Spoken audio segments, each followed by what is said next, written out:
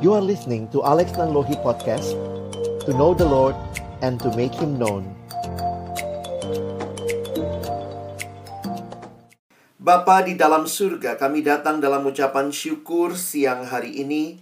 Terima kasih karena Tuhan sungguh baik dan Engkau menyatakan kebaikan-Mu di dalam kehidupan kami. Kembali pada siang hari ini kami datang beribadah, memuji, memuliakan nama-Mu. Dan tiba waktunya bagi kami untuk membuka firman-Mu ya Tuhan. Kami mohon ketika kami membuka firman-Mu, bukalah juga hati kami. Jadikanlah hati kami seperti tanah yang baik, supaya ketika benih firman-Mu ditaburkan boleh sungguh-sungguh berakar, bertumbuh, dan juga berbuah nyata di dalam kehidupan kami. Berkati hamba-Mu yang menyampaikan, semua kami yang mendengar. Tuhan tolonglah agar pada akhirnya kami bukan hanya jadi pendengar-pendengar firman yang setia, tapi mampukan dengan kuasa, dengan pertolongan dari Roh-Mu yang kudus, kami dimampukan menjadi pelaku-pelaku firman-Mu di dalam kehidupan kami, di dalam keseharian kami. Bersabdalah ya Tuhan, kami umat-Mu sedia mendengarnya. Di dalam satu nama yang kudus dan berkuasa, nama Tuhan kami Yesus Kristus, Sang Firman yang hidup, kami menyerahkan pemberitaan firman-Mu. Amin. Mari sama-sama ibu-ibu yang dikasihi Tuhan, kita akan melihat tema kita hari ini. Sebuah tema yang kedengarannya simple, ya, kekuatan mengampuni. Wah, tapi ini ternyata realitanya tidak mudah. Tidak mudah bukan berarti tidak mungkin ya. Karena kita percaya di dalam pertolongan Tuhan, kita akan dimampukan, disanggupkan. Tidak mudah, sulit, tapi bukan berarti tidak mungkin. Bicara tentang the power of forgiveness, kekuatan mengampuni. Saya mau mulai dulu dengan mengajak kita melihat rancangan Allah pada awalnya bagi kita manusia. Awalnya Allah menciptakan manusia. Dan Allah yang menciptakan manusia adalah Allah yang menciptakan manusia di dalam relasi yang indah satu sama lain.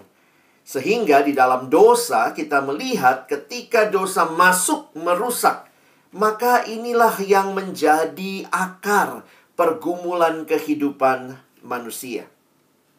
Kalau ibu-ibu bisa perhatikan bagaimana Allah menciptakan pada awalnya sebuah keluarga, Adam, Hawa, dan anak-anak. Tapi kemudian kalau kita perhatikan bagaimana dosa masuk ke dalam dunia, dan kemudian yang dirusak juga yang paling utama adalah keluarga. Bagaimana seorang suami menyalahkan istri di dalam Kejadian pasal 3, seorang kakak yang tua membunuh adiknya di dalam Kejadian pasal yang keempat, sehingga dosa merusak, sehingga gambarannya ya kayak gini ya ibu-ibu yang dikasihi Tuhan ya. Kayak keluarganya Bart Simpson, kata anak sekarang. Realita ini membuat kita sadar bahwa dosa masuk dan menghancurkan. Ketika kita melihat keluarga, tidak usah jauh-jauh dulu ya. Bagaimana mungkin terjadi pertengkaran suami dengan istri, dan kemudian yang jadi korban biasanya adalah anak-anak. Belum lagi ketika akhirnya dalam pergumulan perjuangan ada saja yang akhirnya harus berpisah. Dan kita melihat juga keluarga di dalam dosa ada juga bagian-bagian yang mengerikan ketika terjadi abuse. Baik abuse karena dengan kekerasan fisik, KDRT misalnya, maupun juga terjadi abuse secara verbal dengan perkataan-perkataan. Dan inilah realita yang terjadi dalam situasi-situasi yang ada di sekitar kita. Saya ingin mengajak kita melihat kenapa akhirnya kita butuh pengampunan. Karena inilah realita kita ada dalam dunia yang berdosa. Slide saya ini banyak buat anak remaja ya. Tentu ibu-ibu di sini sudah nggak remaja ya. Tapi ya masih bisa bergaya tentunya. Bukan hanya di keluarga, bahkan di dalam persahabatan. Tidak mudah. Dosa juga merusak persahabatan. Bagaimana satu dengan yang lain saling bergosip, menceritakan keburukan, atau menyebarkan hoaks yang belum tentu benar. Bahkan tidak jarang kita temukan juga sahabat yang akhirnya bertengkar karena konflik dan seterusnya. Demikian juga di kalangan yang pria, mungkin lebih dengan kekuatan, kekerasan, sehingga inilah gambaran yang kita lihat di dalam dunia yang berdosa ini. Tapi apa hal yang menarik, ibu-ibu yang dikasihi Tuhan? Ketika Yesus datang ke dalam dunia, Dia membawa keselamatan, maka ada hal yang menarik, ada hal yang indah yang Yesus bawa juga, yaitu pemulihan relasi. Karena itu mari kita baca sama-sama di dalam kitab Kolose pasal yang ketiga. Kolose pasal yang ketiga ayat 12 sampai ayat yang ke-17. Saya sudah menuliskan ayatnya sehingga ibu-ibu sekalian bisa mengikuti. Dan perhatikan bagaimana karya Kristus memulihkan relasi-relasi bukan hanya manusia dengan Allah, tetapi juga antar manusia. Mari perhatikan ayat ini. Karena itu, ini kalimat Rasul Paulus. Kalau ibu-ibu baca kata karena itu berarti karena yang sebelumnya. Nah, yang sebelumnya di dalam Kolose 3 ayat 1 sampai 11 dinyatakan bagaimana karya keselamatan Kristus. Makanya dilanjutkan, karena itu, atau kira-kira karena engkau sudah diselamatkan, maka lihat lanjutannya. Sebagai orang-orang pilihan Allah yang dikuduskan dan dikasihinya. Nah, ini semua relasi antar manusia. Kenakanlah belas kasihan, kemurahan, kerendahan hati, kelemah lembutan, dan kesabaran. Ayat 13. Sabarlah kamu seorang terhadap yang lain dan ampunilah. Nah, tema kita ada di sini. Dan ampunilah seorang akan yang lain apabila yang seorang menaruh dendam terhadap yang lain, sama seperti Tuhan telah mengampuni kamu. Kamu perbuat jugalah demikian. Ayat 14. Dan di atas semuanya itu kenakanlah kasih sebagai pengikat yang mempersatukan dan menyempurnakan. Hendaklah damai sejahtera Kristus memerintah dalam hatimu, karena untuk itulah kamu telah dipanggil menjadi satu tubuh, dan bersyukurlah. Ayat 16. Hendaklah perkataan Kristus diam dengan segala kekayaannya di antara kamu, sehingga kamu dengan segala hikmat mengajar dan menegur seorang akan yang lain, dan sambil menyanyikan mazmur dan puji-pujian dan nyanyian rohani kamu mengucap syukur kepada Allah di dalam hatimu. Ayat 17. Dan segala sesuatu yang kamu lakukan dengan perkataan atau perbuatan, lakukanlah semuanya itu dalam nama Tuhan Yesus, sambil mengucap syukur oleh Dia kepada Allah Bapa kita.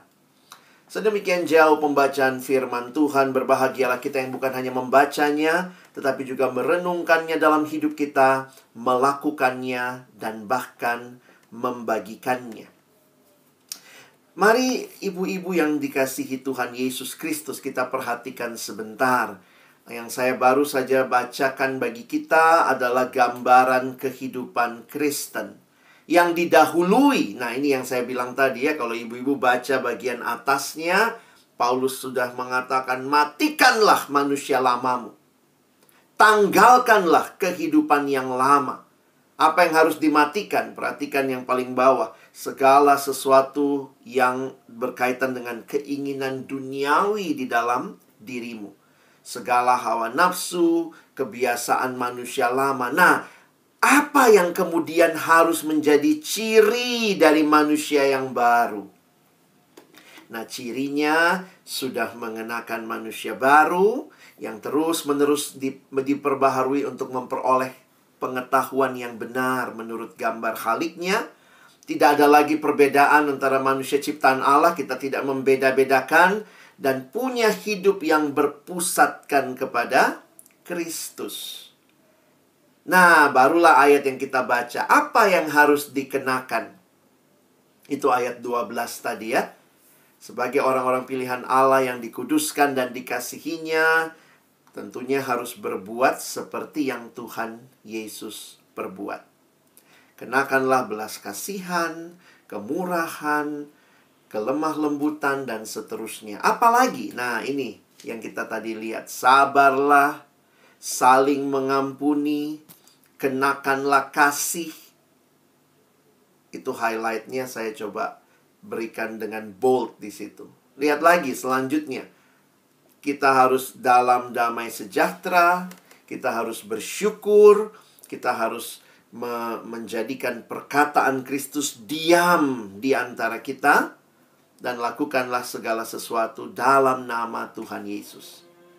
Jadi, ibu-ibu yang dikasihi Tuhan, saya mau ajak kita melihat bahwa setelah kita diselamatkan, setelah Kristus datang dalam hidup kita, maka kita diberikan kemampuan untuk mengasihi Allah dan juga mengasihi sesama.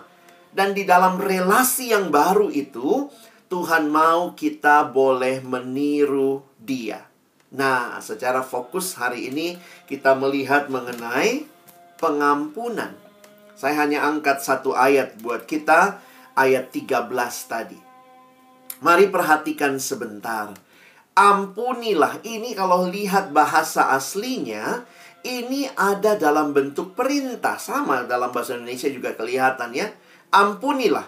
Ya, perintah berarti bukan negosiasi, bukan tawar-tawaran. Aduh Tuhan, saya susah, ampuni dia. Aduh Tuhan, sakit sekali hati saya. Aduh Tuhan, Tuhan bilang ampunilah. Itu perintah. Dan perhatikan, mengampuni merupakan salah satu kualitas orang Kristen yang paling penting. Dan saya pikir ini juga yang kita lihat di dalam perjanjian lama maupun di dalam perjanjian baru, ada hal-hal yang dikaitkan dengan pengampunan. Di perjanjian lama, istilah yang dipakai adalah istilah salah ya. Ini jangan kaget, kok salah, tapi itu bahasa Ibrani artinya mengampuni. Artinya memaafkan. Dan di dalam perjanjian baru juga ada istilah bahasa Yunani, karisomai, yang berarti bermurah hati, memberi secara sukarela, dan juga bisa diterjemahkan mengampuni. Dan mari perhatikan sebentar perintah tadi. Ampunilah seorang akan yang lain. Ternyata relasi-relasi antar manusia ini, sadar atau tidak, membuat kita harus juga mengevaluasi. Jangan-jangan ada relasi-relasi yang harus dipulihkan. Saya menuliskan begini, ibu-ibu sekalian ya. Setiap saat kita itu manusia yang melakukan interaksi satu dengan lainnya. Dan ingat, karena kita berinteraksi dengan manusia, maka mungkin hasil interaksi itu bisa positif, bisa negatif. Ini bukan COVID-nya ya. Ini juga kalau makin COVID meningkat, mesti hati-hati interaksi ya. Tetapi ini bicara tentang relasi antar manusia. Hasil interaksi yang negatif, nah itu bisa menimbulkan kesalahpahaman, sakit hati, marah, perkelahian, dan bahkan bisa berakhir pada dendam. Nah, ini yang kita harus sadari, betul. Kalimat Alkitab tadi, ampunilah satu dengan yang lain. Kadang-kadang memang yang seperti saya bilang tadi ya, kita rasa Tuhan kok susah sekali. How can I forgive when it hurts so much? Tapi realitanya ini perintah Tuhan. Berarti Tuhan tahu ada hal yang baik yang akan muncul, yang adalah powerful kalau itu kita taati. Itulah tema kita hari ini. Saya coba melihat beberapa materi untuk persiapan hari ini. Saya menemukan begini, ibu-ibu sekalian ya. Ternyata, apa sih faktor-faktor yang menyebabkan orang sulit untuk mengampuni? Nah, kita mesti kenal juga ya. Nah, di dalam psikologi, ternyata kalau orang itu pernah dilukai dan sampai cacat, itu biasanya orang itu sulit mengampuni. Ya, ini bisa terjadi juga ya, mungkin karena dia Dia sulit mengampuni yang dulu tabrak dia dengan motor sampai kakinya mungkin harus diamputasi atau apa. Itu biasanya memang membuat orang sulit mengampuni. Kita mesti kenali ya diri kita. Tapi yang kemudian, jangan-jangan masa kecilnya sulit untuk memaafkan orang lain. Jadi terbawa hingga dewasa. Nah, ini juga menarik kalau ibu-ibu sekalian yang tentunya punya anak harus belajar mengajarkan anak untuk belajar minta maaf juga, ya. Karena bisa jadi karena dia tidak rasa dia salah, ya kadang-kadang begitu ya. Ada anak kecil yang waktu dia sekolah mungkin terus soalnya ketemu ya, ada anak yang dia bukunya itu disiapkan sama mbaknya ya. Ada mbaknya, padahal itu sudah SD kelas berapa itu? Kelas 5 atau kelas 6. Tapi bukunya setiap hari yang masukkan mbaknya. Nah, begitu mbaknya masukin buku salah, pulang dia marah-marah ya. Dan kemudian papa mamanya ikut marahin mbaknya gitu ya. Ini yang sekolah siapa begitu ya. Memang mbak bisa bantu, tapi seringkali akhirnya anak itu tidak pernah merasa dia salah. Ya, dia tidak rasa dia salah. Nah, ini terkait dengan yang berikutnya ya. Karena perkembangan kejiwaan yang belum berkembang dengan baik sehingga belum bisa mempercayai orang. Dan ini hal yang membuat dia sulit untuk mengampuni orang lain. Nah, ada juga situasi-situasi yang seperti ini. Jadi memang banyak situasinya psikologis. Ya. Dan perhatikan kembali firman Tuhan tetap menyatakan ampunilah seorang akan yang lain apabila yang seorang menaruh dendam terhadap yang lain. Tapi ini hal yang menarik dalam kekristenan. Ibu-ibu, kita tidak hanya diminta mengampuni sebagai perintah, tetapi di Alkitab kita dikasih teladan mengampuni. Makanya Paulus mengatakan ampunilah, tapi dia tidak berhenti di situ. Dia katakan sama seperti Tuhan. Kita tidak hanya diminta mengampuni, tapi kita diberikan teladan yang mengampuni kita. Dan itulah teladan Yesus Kristus. Dari kayu salib, kita melihat bagaimana dosa diselesaikan. Pengampunan diberikan. Kalimat dalam Alkitab, sejauh timur dari barat, demikianlah aku menjauhkan daripadamu pelanggaran-pelanggaranmu. Yesus mengampuni. Jadi menarik sekali, kita disuruh mengampuni, kita diminta, diperintahkan mengampuni, tapi kita juga dikasih teladan. Karena Allah kita adalah Allah yang mengampuni. Karena kasih itu menutupi banyak dosa. Apa sebenarnya kekuatan pengampunan? Sadari dulu, kenapa kita harus mengampuni? Kenapa kita penting mengampuni? Pertama, ingat, kita pun bisa bikin salah. Karena kita pun bisa berbuat salah. Makanya di alam Alkitab, kalau kita lihat waktu Yesus berjumpa dengan orang yang membawa perempuan yang ketangkap bersinah.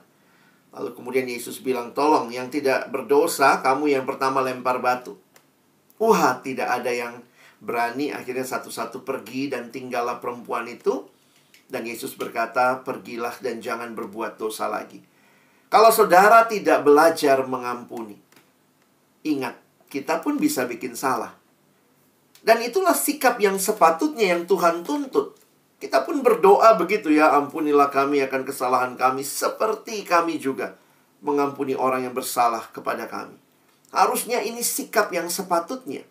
Dan yang menarik, ini adalah konsekuensi bagi kita untuk menikmati pengampunan Allah. Makanya Tuhan Yesus bilang, sekiranya kamu berdoa, tapi dalam hatimu kamu masih menyimpan dendam, selesaikan dulu sama saudaramu, ampuni dia, lalu kemudian Allah akan mendengarkan doamu. Dan kekuatan pengampunan menolong kita, ini dibutuhkan dalam hidup persekutuan. Saudara jangan bermuka dua ya. Karena kita mungkin sulit mengampuni, ya masih ketemu orang itu yang kayaknya kita sakit hati sama dia. Tapi kalau di depan kita kelihatan manis, padahal kita munafik. Di dalam hidup persekutuan kita membutuhkan pengampunan satu sama lain. Dan ini penting juga ya untuk konsep hidup shalom. Jadi ibu-ibu coba bayangkan ya, apa yang rusak kalau kita tidak mengampuni? Yang rusak itu persekutuan dengan Tuhan rusak. dengan orang lain rusak, dengan sosial juga, dengan hidup bersama juga rusak. Dan ini yang menarik ini ya. Ternyata itu baik untuk kesehatan jiwa dan badan.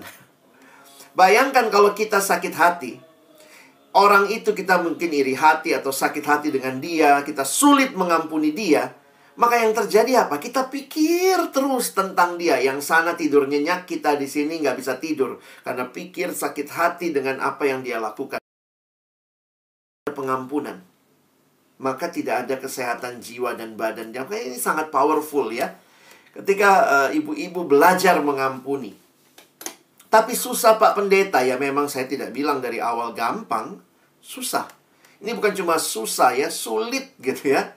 Kalau dalam bahasa Inggris, sulit gitu ya, saking susahnya begitu. Itu membuat kita menyadari bahwa ya kita hanya mungkin kalau kita menerima anugerah Allah. Makanya tadi kalimat Paulus menarik. Ampunilah seorang akan yang lain. Tapi Paulus kasih motivasinya. Sama seperti Kristus telah mengampuni kamu. Kamu perbuat jugalah demikian. Ibu-ibu yang dikasihi Tuhan, kalau kita masih simpan akar pahit, kita masih simpan dendam, kita belum melepaskan pengampunan, maka ya dengan Tuhan kita jadi nggak beres, dengan sesama nggak beres, dengan diri sendiri juga. Jiwa badan kalau ketemu orang itu, wah hati yang mendidih, marah, sakit. Tapi kalau kita melepaskan pengampunan, kita katakan Tuhan, saya belajar mengampuni dia. Sakit sekali yang dia lakukan sama saya. Tapi karena Tuhan sudah ampuni saya mau belajar mengampuni dia. Satu waktu saya ketemu seorang ibu. Ini dalam retret ya, ibu-ibu. Setelah saya pimpin retret, ada satu ibu datang sama saya dan dia cerita. Pak Alex, boleh saya cerita? Oh iya, silakan Bu. Terus kemudian dia cerita begini ya, saya kaget juga. Dia bilang, saya ini orang baik Pak. Kaget juga ya, baru datang langsung sharingnya dia buka begitu. Saya ini orang baik Pak. Ya, dalam hati saya kalau ibu baik sudah kita tutup doa ya, selesai kita makan siang. Tapi kemudian dia lanjut cerita, saya ini orang baik Pak. Kalau ada orang baik sama saya Pak, saya bisa lebih baik sama dia. Tapi kalau ada orang jahat sama saya Pak, saya bisa lebih jahat sama dia. Waduh. Padahal ini ibu, tante ini penampilan sangat Kristen, pakai salib. Tapi ternyata di dalam mengerti hidup yang mengasihi, hidup yang disakiti, dia katakan begitu. Kalau orang baik sama saya Pak, saya bisa lebih baik sama dia. Tapi kalau orang jahat sama saya Pak, saya bisa lebih jahat sama dia. Waduh, saya pikir ini kok tanduknya sudah mulai muncul tante satu ini ya. Dan kemudian dia cerita. Singkat cerita, saya nangkap ceritanya, dia baru ditipu oleh teman rekan dagangnya dia. Mereka sangat berdekat, sahabatan, dan dia baru sadar dia ditipu sama temannya. Terus dia ngomong begini, Pak, kalau saya itu Pak, saya sulit mengampuni. Kalau dia datang sama saya Pak, saya susah sekali Pak. Jadi begitu ya responnya dia. Jadi ternyata temannya itu datang minta maaf sama dia. Dia bilang, saya nggak bisa Pak. Saya disakiti sekali Pak. Ya panjang aunya begitu ya. Lalu kemudian hari itu juga saya minta hikmat Tuhan bagaimana menjawab ibu ini ya. Karena saya bilang ya, saya tidak bisa mengatakan pergumulan ibu itu gampang dan mudah. Ya ditipu, disakiti itu nggak enak. Tapi coba bayangkan. Karena dia bilang begini, orang kalau bikin salah sama saya satu kali Pak, saya nggak bisa lagi Pak. Saya nggak bisa lagi ngampunin. Saya nggak bisa percaya sama dia. Saya bilang, coba bayangkan kalau Tuhan juga bilang hal yang sama kita ya. Coba ibu-ibu kalau Tuhan bilang, satu kali kau bikin salah, lebih panjang lagi ya. Hanya karena Tuhan yang terus-menerus berbelas kasihan sama kita. Sehingga waktu kita lihat kepada Tuhan, Tuhan aku salah tapi Engkau ampuni aku. Engkau ampuni aku. Maka dengan hati yang sama, hati yang diampuni, mari kita juga hadir mengampuni sesama. Kekuatannya ada dari Tuhan. The power of forgiveness datangnya dari Tuhan. Dan apa hasil pengampunan itu? Juga dari Allah. Forgiveness can transform our relationship with God, with others, and even with ourselves. Pengampunan mentransformasi relasi kita dengan Allah, dengan sesama, dan juga dengan diri kita sendiri. Jadi bagaimana bisa mengampuni? Mari kita belajar dari Kristus ya. Pertama, lihat hidup kita dari perspektifnya Allah. Masih ingat Yusuf? Dia bilang sama abang-abangnya, kamu memang mereka-rekakan yang jahat, tapi Tuhan membuatnya untuk kebaikan, yaitu memelihara sebuah bangsa yang besar. Kita perlu melihat dari perspektifnya Allah.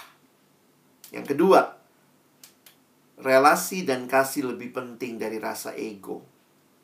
Ya, tapi kan dia yang salah misalnya gitu ya. Kadang kita suka bertahan begitu. Dia yang salah, dia yang duluan begitu ya. Tapi ya mari, kalau sudah sampai berantem itu pasti dua-duanya sudah ada salah ya. Jadi mari kita belajar juga untuk punya kasih yang kita miliki. Dan miliki kemurahan hati Bapa. Kadang-kadang kalau kita lihat apa yang Tuhan lakukannya, kita berapa kali sih bikin salah? Tapi setiap kali kita datang, Tuhan ampuni kita. Makanya dalam satu bagian Yesus berkata, mengampuni 70 kali 7 kali. Miliki kesadaran akan kasih Kristus. Jadi kalau ibu-ibu mau memulai, ada yang bilang, tapi saya susah Pak. Iya, saya sadar tidak mudah. Seorang teman yang cerita, mamanya dibunuh, ya. Dan dalam hasil penyelidikan ternyata mamanya dibunuh oleh omnya sendiri. Jadi ada salah satu om yang datang ke rumahnya, minta uang sama mamanya. Ini kejadian beberapa tahun yang lalu. Lalu kemudian mamanya mungkin marah, tidak mau kasih uang sama omnya. Dalam omnya kalap, ambil pisau, lalu tusuk mama dari teman saya ini. Dan mamanya meninggal, dan omnya ketangkap lah. Singkat cerita ketangkap, dan itu ternyata hal yang begitu sulit ya. Teman saya bilang, aduh kak, saya sulit mengampuni. Omnya itu om sendiri begitu ya, membunuh mamanya. Dan omnya ditangkap, tapi omnya punya istri dan anak, itu masih biasa datang kalau ada kebaktian keluarga atau apa ya, masih datang dia kalau ingat lihat muka anaknya itu persis kayak omnya. Dia bilang, saya kadang masih sulit untuk bisa mengampuni. Saya bilang, memang pengampunan tidak mudah, tapi itu perintah Tuhan. Jadi apa yang saya harus lakukan? Saya bilang, mulai saja dengan hal-hal yang sederhana. Dia mulai dengan doa. Bagi ibu-ibu yang masih sulit, mungkin saya masih susah Pak ketemu dia, masih belum mau. Tapi mari mulai mendoakan. Tuhan Yesus katakan, kasihilah musuhmu. Wow, untuk musuh pun harus dikasihi. Dan berdoalah untuk mereka yang menganiaya kamu. Langkah paling sederhana, memulai pengampunan, mulailah mendoakan. Dan ketika kita berdoa, kita rindukan Tuhan menumbuhkan kasih bagi orang-orang yang menyakiti kita. Saya harap pengajaran firman Tuhan ini menolong kita. Bukan hanya tahu harus mengampuni, tapi mari mulai mengampuni. Mulai satu langkah sederhana. Di dalam Alkitab, pengampunan itu satu arah, ibu-ibu ya. Saya kasih contoh begini ya. Sebenarnya pengampunan itu arahnya tuh satu arah. Maksudnya begini. Kalau saya disakiti, misalnya ada orang yang menyakiti saya ya, lalu saya bilang, ya Tuhan, saya ampuni dia. Maka itu bagian saya. Pengampunan itu bagian saya. Dia bertobat atau tidak, ya itu kita tidak tahu. Tapi bagian kita, jangan simpan akar pahit. Ampuni orang itu. Itu namanya pengampunan. Sisinya satu arah. Sementara kalau terjadi dua arah, satu mengampuni, yang satu minta maaf, maka yang terjadi itu rekonsiliasi. Tidak selamanya bisa terjadi rekonsiliasi. Kalau rekonsiliasi itu dua arah. Waktu saya renungkan Alkitab mengatakan bagian kita adalah pengampunan. Jadi yang diperintahkan itu pengampunan, bukan rekonsiliasi. Karena rekonsiliasi belum tentu bisa terjadi.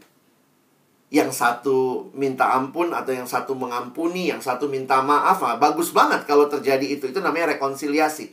Tetapi meskipun yang sana belum berubah, tapi saya mengampuni, makanya itu yang saya katakan itu satu arah. Nah, ada satu cerita yang saya memahami, dari sinilah saya mengerti apa bedanya rekonsiliasi dengan pengampunan. Ada satu anak yang lahir dengan cacat tubuh, seorang perempuan, kakinya tidak sempurna dan tangannya tidak sempurna. Jadi ini anak tumbuh dengan rasa rendah diri.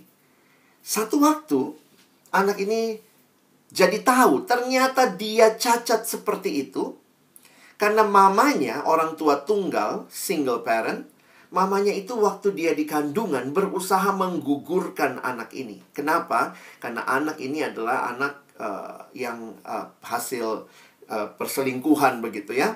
Jadi mau digugurkan. Anak gelap. Jadi tapi tidak meninggal anaknya, yang ada dia lahir tapi dengan cacat tubuh. Jadi ketika anaknya itu tahu bahwa ternyata itu karena mamanya berusaha menggugurkan dia, anak itu punya dendam luar biasa sama mamanya. Mamanya berkali-kali minta maaf, minta ampun, anak itu tidak peduli. Dia sangat kecewa. Sampai akhirnya mamanya meninggal. Mamanya meninggal dan belum ada, anak itu juga masih belum kenal Tuhan. Nah, setelah mamanya meninggal, anak itu kenal Tuhan Yesus. Dan ketika dia kenal Tuhan Yesus, salah satu yang dia sadari harus dia lakukan adalah mengampuni mamanya. Mamanya udah tidak ada. Tapi dia tahu bahwa hati yang begitu busuk, yang begitu kecewa, dia belajar mengampuni mamanya, itu satu arah. Mamanya sudah meninggal, jadi tidak bisa terjadi rekonsiliasi. Waktu mamanya hidup, mamanya sudah minta maaf, dia tidak mau maafkan. Jadi ini yang saya katakan, rekonsiliasi itu harus dua arah. Tapi pengampunan itu satu arah. Nah, di Alkitab, bagian kita adalah pengampunan.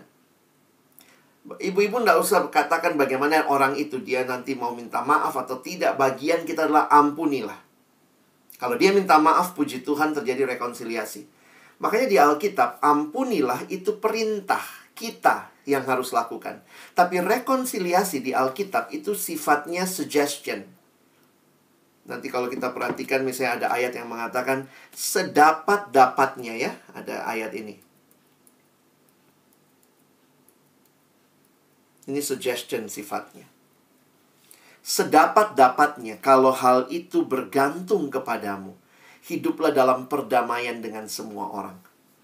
Kalau pengampunan harus dilakukan. Itu perintah. Mau dia yang sana bertobat nggak bertobat, bagian kita mengampuni. Tapi kalau dia bertobat, terjadi rekonsiliasi. Itu dua arah. Nah, ibu-ibu yang dikasihi Tuhan, kiranya pemahaman ini menolong kita ya, mengerti apa yang Alkitab maksudkan tentang pengampunan. Saya tidak tahu pergumulan kita apa. Mungkin yang sedang menyakiti kita. Kadang-kadang memang yang menyakiti kita itu orang yang dekat sama kita ya. Coba ibu-ibu, ada nggak yang minggu lalu disakiti oleh Joe Biden, Presiden Amerika? No, he's too far away. Yang nyakitin kita siapa? Suami kita, anak-anak kita, mertua mungkin gitu ya. Yang kadang-kadang kalau ngomong nggak difilter dulu, itu bikin kita sakit hati. Kenapa? Karena kita dekat. Dan bagian kita adalah mari belajar mengampuni. Percaya Tuhan sudah ampuni kita. Kita diminta untuk mengampuni sesama. Masih sulit, betul. Tapi bukan berarti tidak mungkin. Mulailah dengan doa. Mulai terus bangun kasih di hati kita. Kiranya firman Tuhan ini menolong untuk kita semua belajar taat pada kehendak Tuhan. Karena the power of forgiveness is very big. Memulihkan relasi dengan Allah, memulihkan relasi dengan sesama, dan juga untuk kesehatan jiwa kita. Tuhan menolong kita bukan hanya jadi pendengar firman, tapi juga boleh jadi pelaku firman-Nya.